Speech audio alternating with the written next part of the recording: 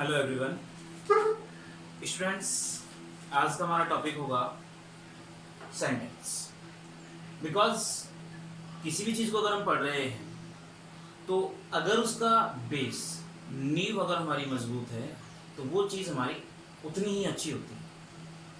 First of all तो ये कि जो टॉपिक है किसी भी स्टैंडर्ड पे चाहे वो एकेडमिक हो चाहे वो कंपटीशन हो, ये टॉपिक हमारा काम आता है सेंटेंस।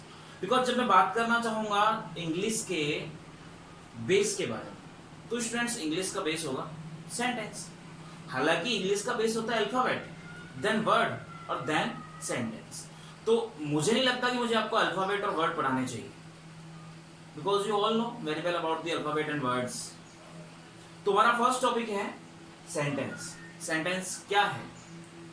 इधर ध्यान दीजिएगा कि शब्दों का ऐसा समूह, आप मेरी वर्डिंग्स पे ध्यान दे सकते हैं, चीजों को मेंशन है। शब्दों का ऐसा समूह जो हमें पूर्ण एवं सार्थक अर्थ प्रदान करे, सेंटेंस यानी वाक्य कहलाता है। यानी शब्दों का समूह हो, पूरा पूर्ण एवं सार्थक अर्थ उससे मिलता हो, क्या कहलाता है? सेंटेंस कहलाता है। मैं बाजार जाता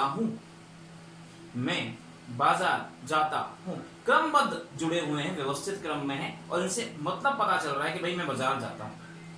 लेकिन अगर मैं कहूं कि बाजार में जाता हूं या फिर जाता हूं मैं बाजार, ये शब्दों का समूह तो है परंतु हमारा सेंटेंस नहीं है। तो आगे बढ़ता हूं कि सेंटेंस की टाइप की अगर बात करूं तो सेंटेंस को दो टाइप से डिवाइड किया गया है।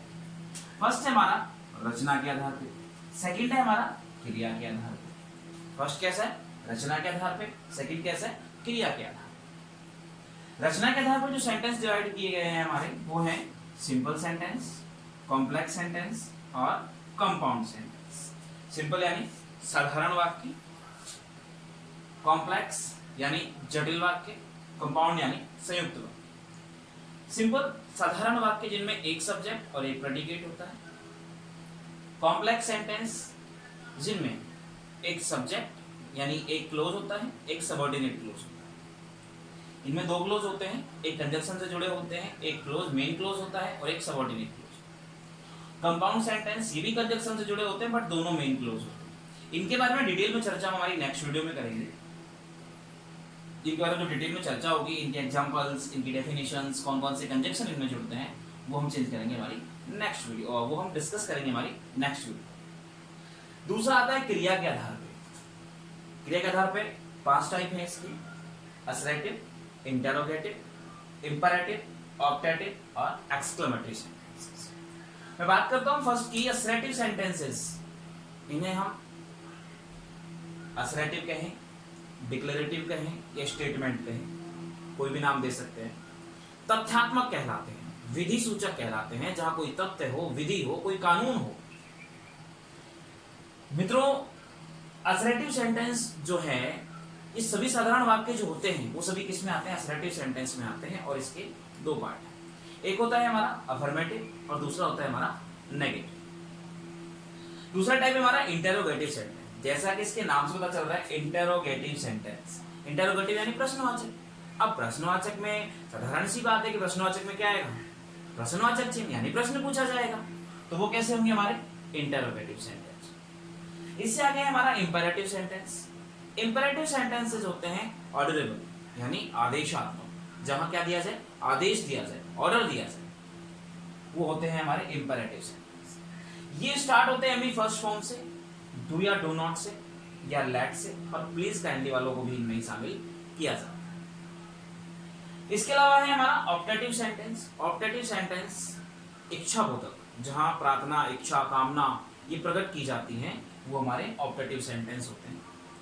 जैसा कि मैं ऑलरेडी कह चुका हूं आपसे कि इनके दोनों टाइप हैं, इनके बारे में जो अदर डिटेल्स हैं वो हमारी नेक्स्ट वीडियो में डिस्कस करेंगे।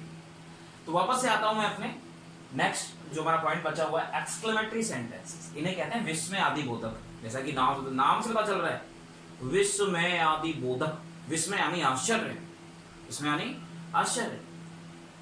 किसी भी कंडीशन में, यानी कोई अचानक कंडीशन बनी और तब हमें अचानक से दुख या खुशी महसूस हुई, तो ऐसी कंडीशंस को, ऐसी फीलिंग्स को रिप्रेजेंट करने के लिए जो वर्ड्स हमारे मुंह से निकलते हैं वो होते हैं एक्सक्लेमेटरी वर्ड, जिनमें ये इंटरजेक्शन मार्क लगा हुआ आता है। इसकी यही पहचान है।